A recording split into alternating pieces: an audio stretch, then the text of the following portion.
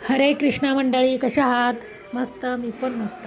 चला तर मंडळी, आज आहे मोक्षदा एकादशी, तर त्यानिमित्त मी आज कन्नूचा छान असा शृंगार करणार आहे. तर बघा, आता कन्नू छान आंघोळ करून घेतो आहे आणि आंघोळ तर आता झालीच आहे. तर आता त्यांना छानपैकी आपण मस्त टॉवेलने छान पुसून घेऊयात आणि त्याच्यानंतर त्यांचा आवडीचा फ्रॉक म्हणजे पिंक कलर कन्नूला खूप आवडतो, म्हणून मग मी प्रत्येक एकादशी काय सणवार वगैरे असेल तर त्यांना पिंक कलरचाच फ्रॉक घालते. तर त्याच्याने कन्नू आमचे खूप खुश होतात आणि स्माईल देतात. आणि कन्नूचा छान असा मेकअप करते चालूच आहे. तोपर्यंत तुम्ही प्लीज चॅनलला सबस्क्राईब करा, लाईक करा, कमेंट करा.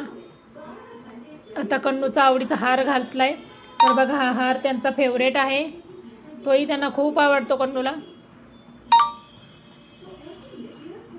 आता तिलक आणि गंध लावून घेऊयात.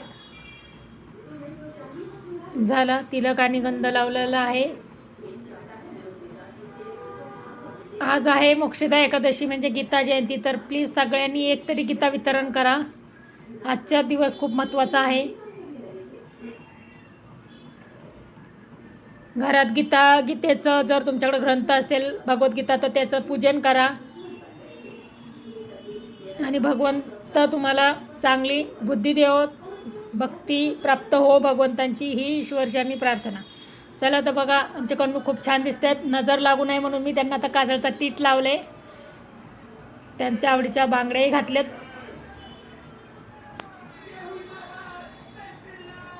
आणि आहे आता काय घालायचं बरं. चला तर आता कन्नूला आपण केस भाल लावणार आहोत. हे कन्नूचा फेवरेट वीक आहे. आणि आता छानपैकी मुकुट, त्यांचा फेवरेट मुकुट आहे रेड कलरचा, तोही आपण घालतोय. हे बघा, अशा प्रकारे कन्नूचा शृंगार बऱ्यापैकी झाला आहे. तर तुम्हाला कसा वाटला शृंगार ते तुम्ही मला कमेंट बॉक्समध्ये नक्की सांगा.